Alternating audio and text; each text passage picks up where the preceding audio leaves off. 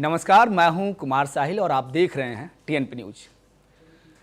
Budget session में लगातार गहमागहमी बनी हुई है और इसे लेकर के अपोजिशन भी जो उसका रेसिस्ट करना है, विरोध करना, उसको लेकर भी कोई कोर कसर नहीं छोड़ रहा है।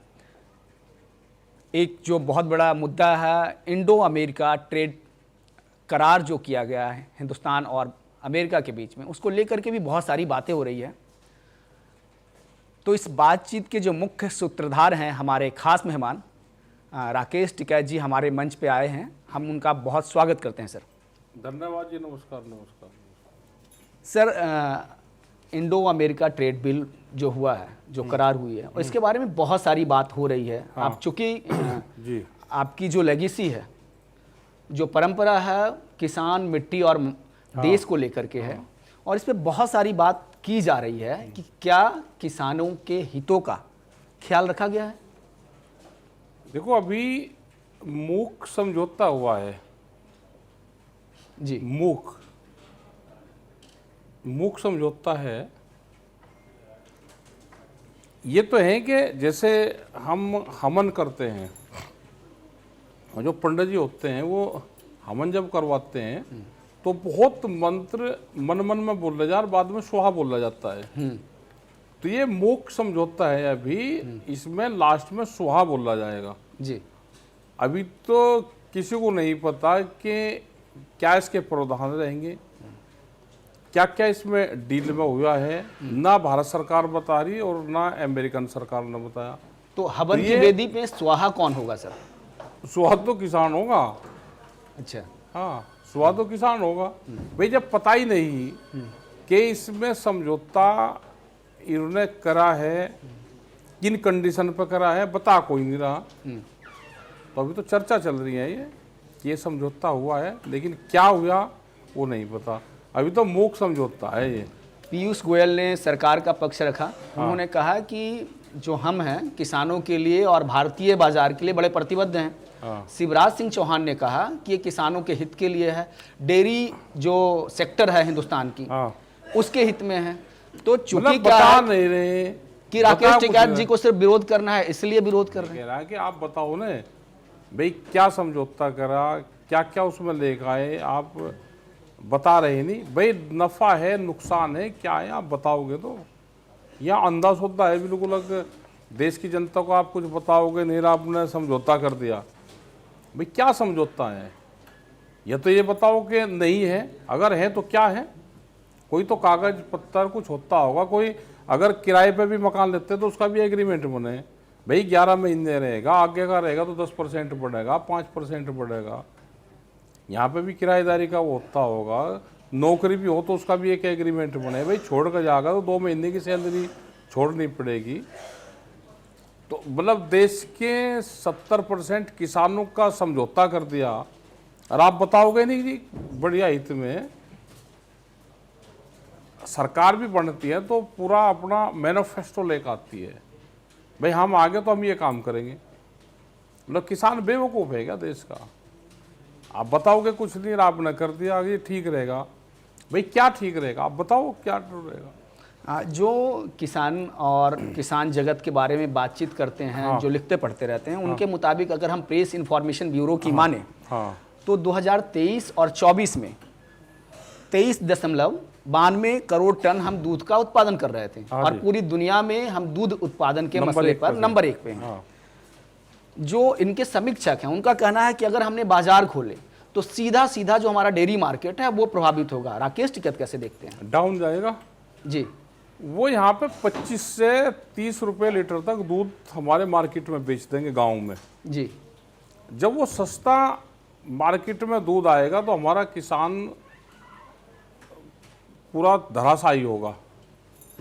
और 4-5 साल में जब हमारा पशुधन खत्म हो जाएगा, अब तो 2 साल में ही उसको लपेट जाएगा, और उसके बाद में फिर भी अपने रेट बढ़ाएंगे। तो इससे आम लोग भी प्रभावित होंगे, देश की जनता भी प्रभावित होगी।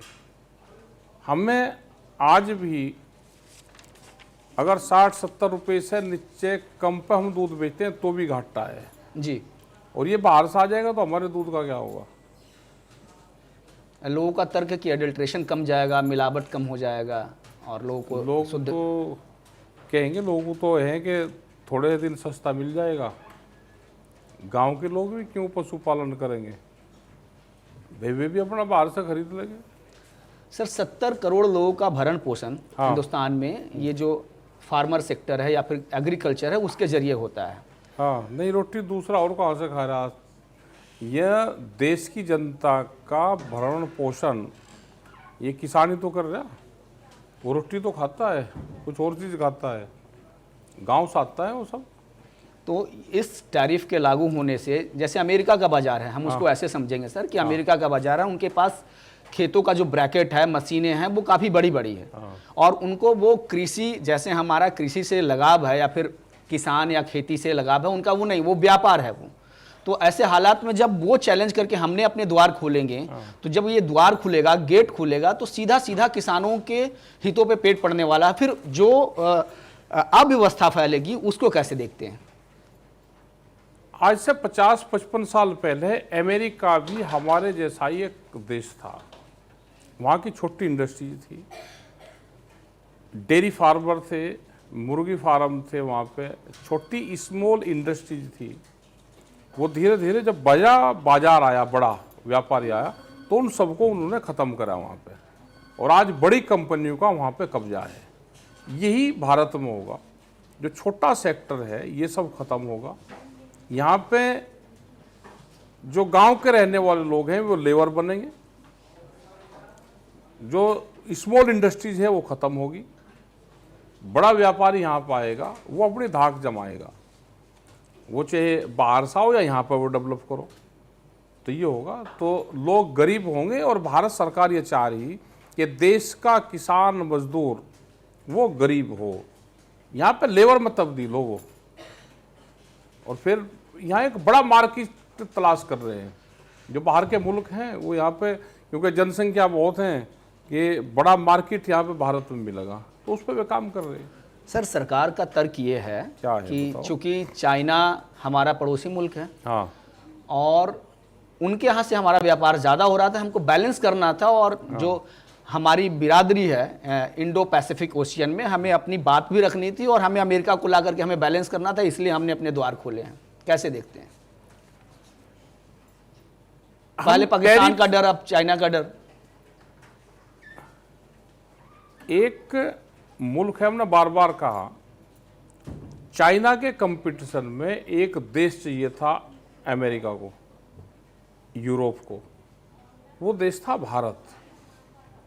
कि हम यहाँ पे इंडस्ट्रीज लगाएंगे और यहाँ पे सस्ती लेबर हमको मिल जाएगी और हम चाइना का कंपटीशन कर देंगे।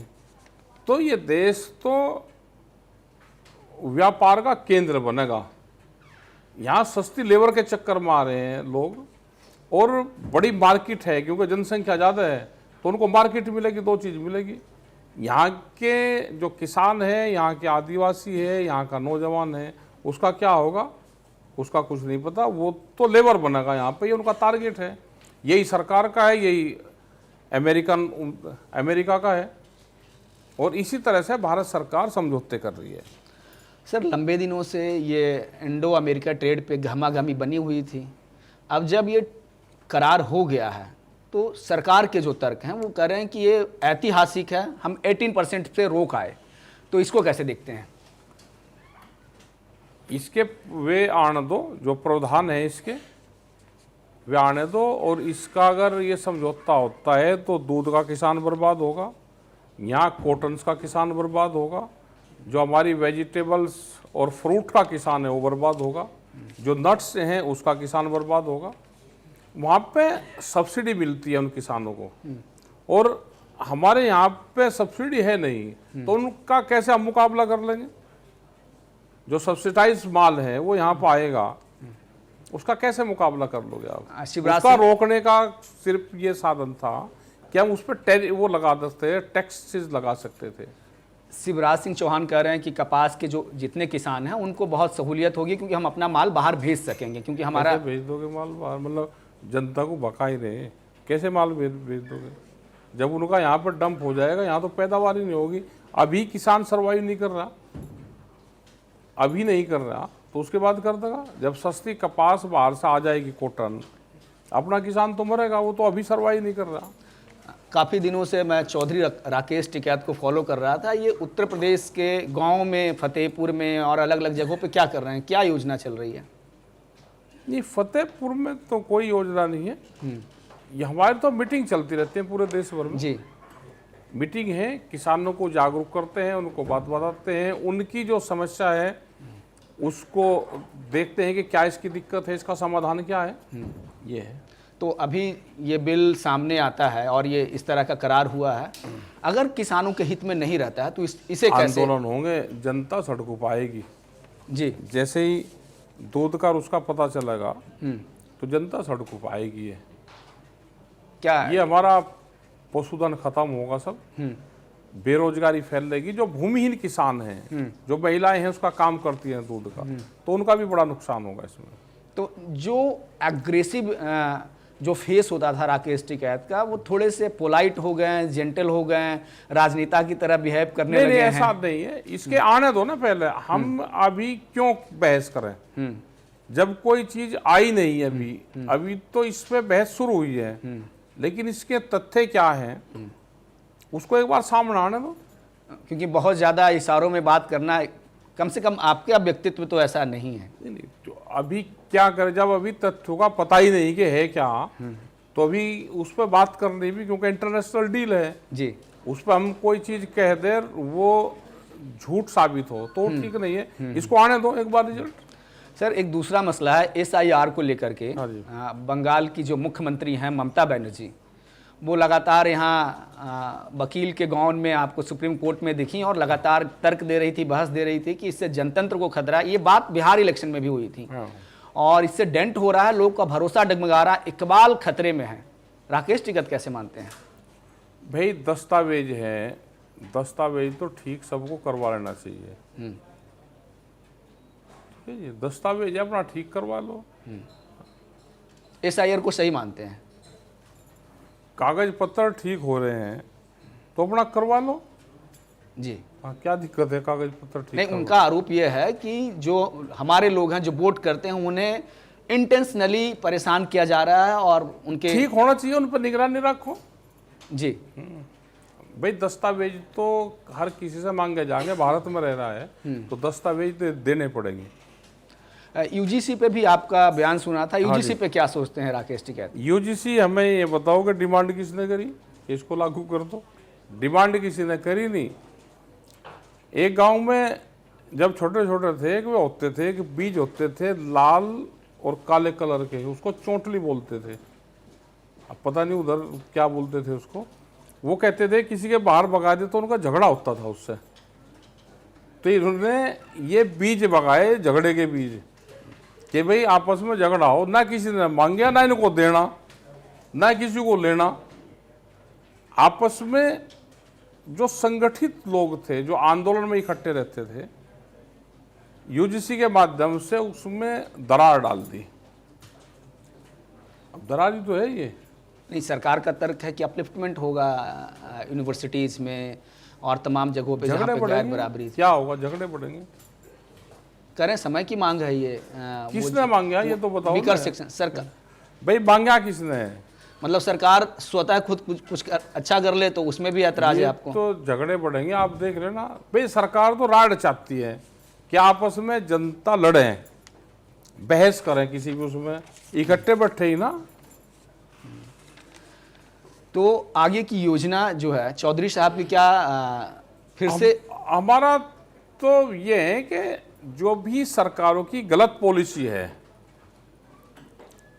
उसको, सरकार की पॉलिसी को, गलत पॉलिसी को समाज के सामने लेकर जाओ, गांव में लेकर जाओ।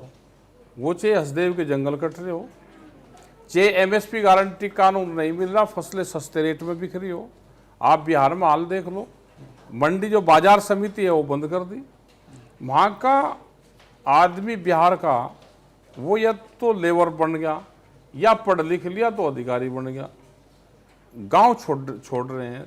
तो जो बिहार का हालात आज है वो पूरे देश का हालात 20 साल में हो जाएगा। तो अपने लोगों को जागरूक कर रहे, जमीन ना बेचो उसके लिए एडवाइस करते हैं उनको।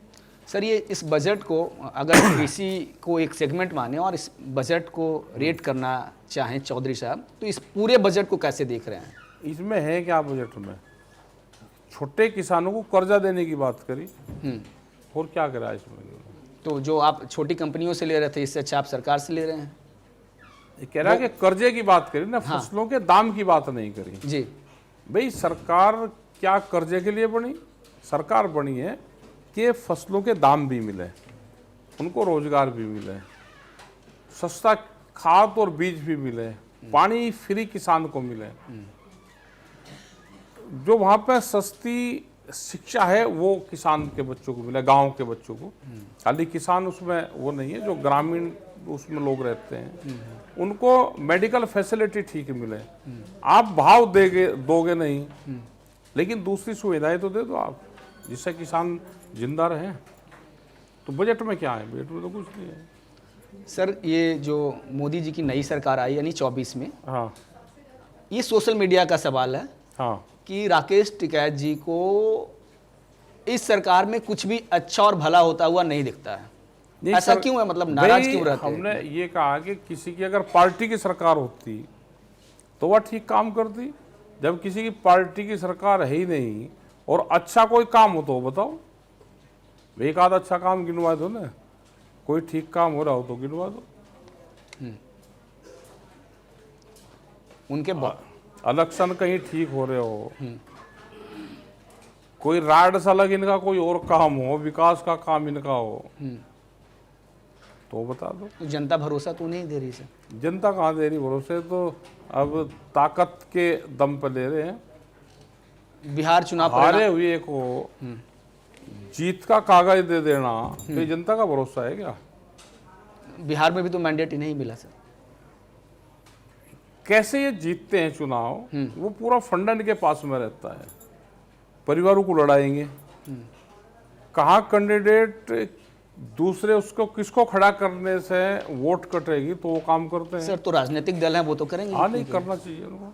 वोट चोरी को कैसे देखते हैं? हाँ वोट चोरी तो करते हैं ये। कैसे? मतलब वोट चोरी क्या इस तरीके से कर रहे हैं या फिर कोई मैकेनिज्म है इनका? मैकेनिज्म भी होगा, ज़्यादा तो उसकी जानकारी नहीं है, लेकिन कहते तो हैं कि मैकेनिज्म भी है। एलओपी के बड़े नेता एलओपी हैं राहुल गांधी, और वो लगातार इस मसले पे बात करते हैं। तो बैलेट से एक बार हो जाए चुनाव। बैलेट से? हाँ राकेश टिकैत जी भी चाहते हैं कि बैलेट से बैलेट चुनाव से हो जाए, लेकिन मॉनिटरिंग कौन करेगा? मॉनिटरिंग तो करने वाले यही है भाई। ये तो हारे हुए कैंडिडेट को जीत का सर्टिफिकेट देते हैं और जो जीत रहा है उसको अपना घर में कैद करते हैं।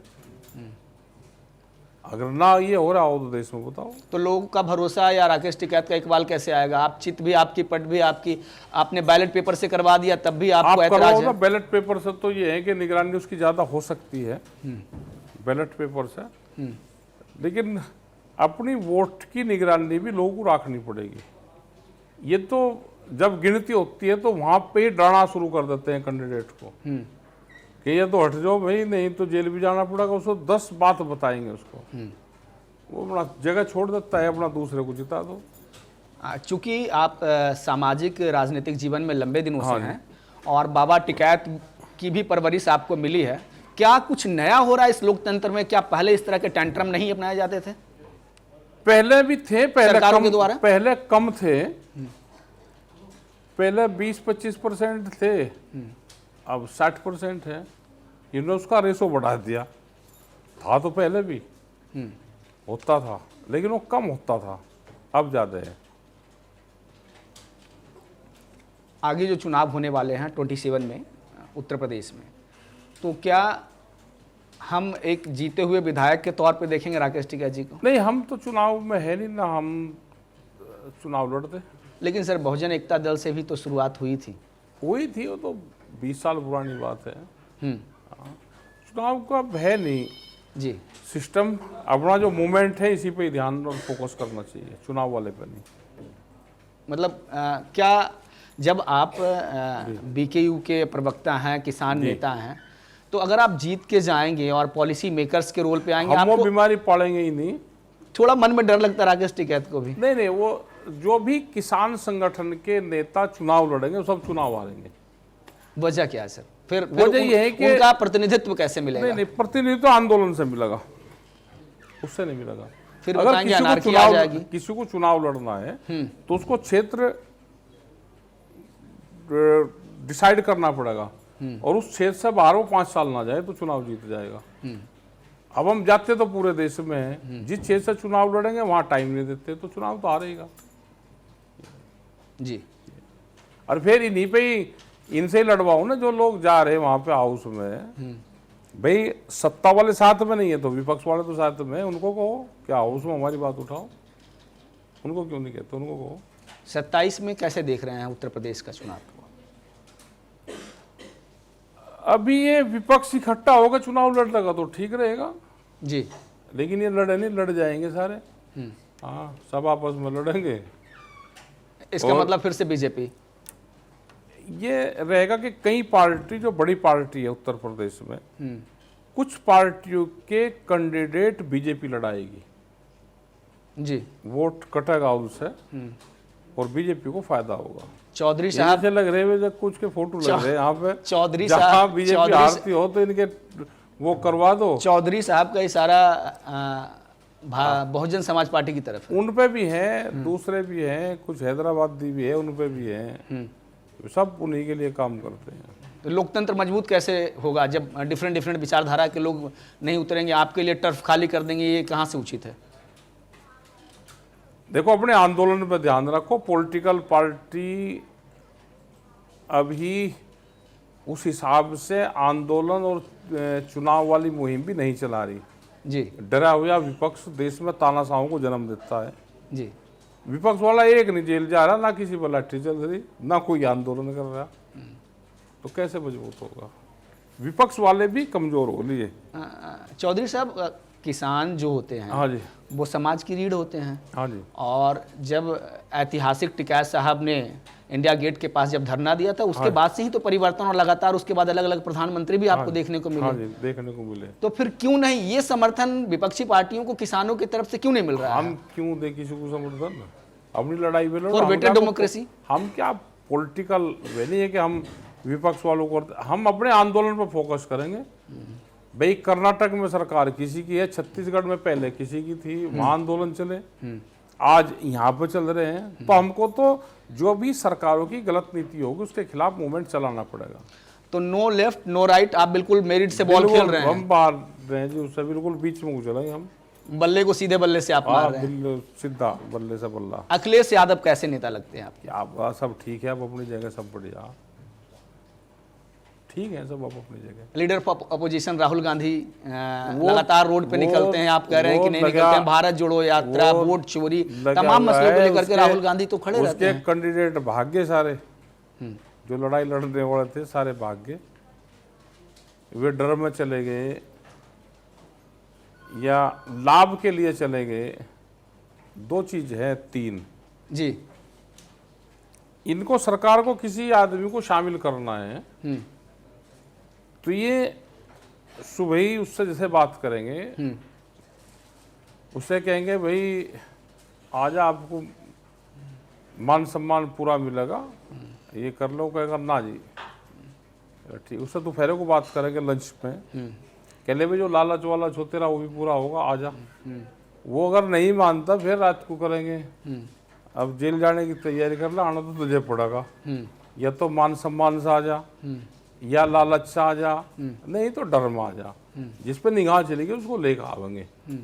ये पार्टियों के सब लोगों को तोड़ दिया इन्होंने, अपने यहाँ पे भर्ती कर लिया, भर्ती अभियान चल रहा है इनका। तो चौधरी साहब, अगर साम दाम दंड भेद इस तरह से अगर चलते रहे तब तो फिर कोई दूसरी राजनीतिक दल आएगा ही नहीं। आ कहाँ रहा? आगे कितने सालों तक ऐसा लगता है आपको?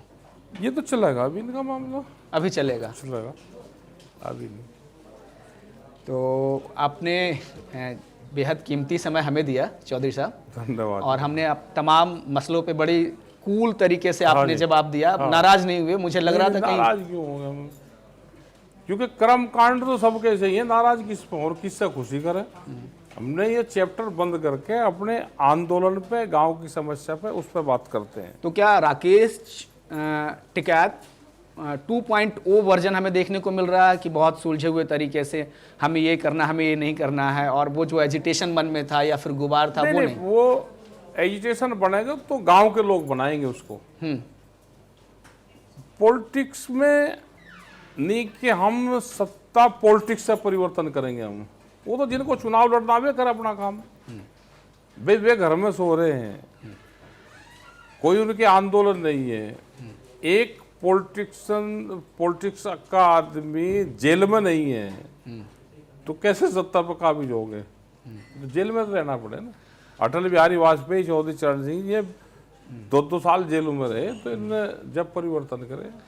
तो बहुत अहम बात कही राकेश टिकैत जी ने, और बहुत शुक्रिया सर, आपने कीमती वक्त निकाला धन्यवाद जी, हमारे लिए। धन्यवाद भाई, धन्यवाद। इन्होंने ये कहा कि जो आपसी मेल जोल है, आपसी गठजोड़ है, अगर ये नहीं टूटेगा, अगर ये नहीं हटेगा, तो फिर जो परिवर्तन की बात कर रहे हैं, परिवर्तन का बयार की बात कर रहे हैं, वो जल्दी देखने को नहीं मिलेगा।